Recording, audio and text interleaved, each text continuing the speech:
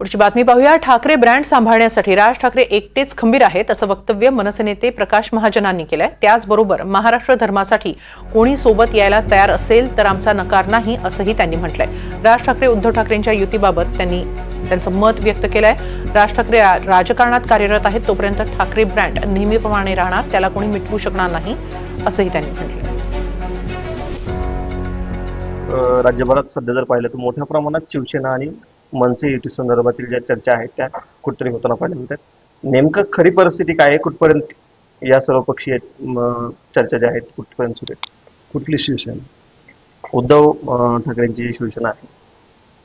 मला वाटतं ते फक्त चर्चेच आहेत, त्याच्यात अजून काही पुढे घडल्यासारखं नाही। ज्यावेळेस काही होईल त्यावेळेस ते प्रसारमाध्यमाला सांगण्यात येईल। त्याच्यामुळे आज फक्त ते चर्चा आहे एवढंच, बाकी नाही। राज ठाकरेंनी कुठंतरी महाराष्ट्र हितासाठी आपण शिवसेनेसोबत उद्धव ठाकरेंसोबत जायला तयार आहे असे काहीतरी संकेत दिले होते। त्यानंतर उद्धव ठाकरेंनी देखील त्याला कुठेतरी प्रतिसाद दिल्याचं पाहायला मिळालं होतं। मधल्या काळात काही चर्चा थांबल्या होत्या, त्यानंतर पुन्हा चर्चा ज्या आहेत त्या होताना पाहायला मिळतात। दोन्ही नेते कुठेतरी एकमेकांच्या युती संदर्भात अनुकूल आहेत असं आपल्याला वाटतं का? नाही, राजसाहेबांचं वक्तव्य ते महाराष्ट्र हितासाठी आणि त्याच्यावरती आजही ठाम आहेत की महाराष्ट्र हित, मराठी भाषेचं हित, मराठी माणसाचं हित। यासाठी आम्ही आमचा काय क्वचित प्रसंगी झालेला अपमान, अहंकार हे सगळं विसरायला तयार होते, वक्तव्य होतं। काय होतं पुढे त्यासाठी? सध्या तरी काय असं त्याच्यात काही फार काही घडलंय जे सांगण्यासारखं आहे। ज्या दिवशी काही घडेल त्या दिवशी ते प्रसारमाध्यमांसमोर येईल। भाजप असेल, महायुती असेल, त्यांच्याकडून वारंवार ठाकरे ब्रँड संपवण्यासाठी प्रयत्न सुरू आहेत असं वारंवार बोललं जातं। असं जर कुठेतरी ठाकरेंचा ब्रँड संपवण्याचा जर प्रयत्न केला जात असेल तर अशा वेळी दोघांनी एकत्र येणं असं यावं असं तुम्हाला वाटतं? नाही, राज ठाकरे बस झाले एकटेच ना। ठाकरे ब्रँड सांभाळायला राजसाहेब खूप झाले। जोपर्यंत राजसाहेब राजकारणात कार्यरत आहेत तोपर्यंत ठाकरे ब्रँड हा नेहमीप्रमाणेच राहणार, त्याला कोणी मिटवू शकणार नाही।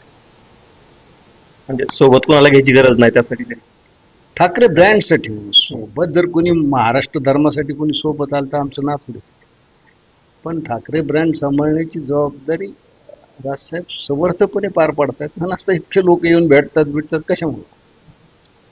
ब्रँडची व्हॅल्यू आहे म्हणून ते भेटतात ना। त्याच्यामुळे राजसाहेब जोपर्यंत आहे तोपर्यंत ठाकरे ब्रँड कोणी मिटवू शकणार नाही। काळ्या दगडावरची पांढरी वीट जरी म्हणले तर ठाकरे। उद्धव ठाकरेंनी मागील काही दिवसांपूर्वी खासदारांसोबत चर्चा केली, खासदार आमदारांसोबत। त्यांना कुठेतरी युतीबाबत स्थानिक लेवलला जे आहे ती चाचपणी करा असं कुठेतरी सांगितल्याची जी बातम्या जी आहेत ती कुठेतरी समोर येताना पाहिजे होतं।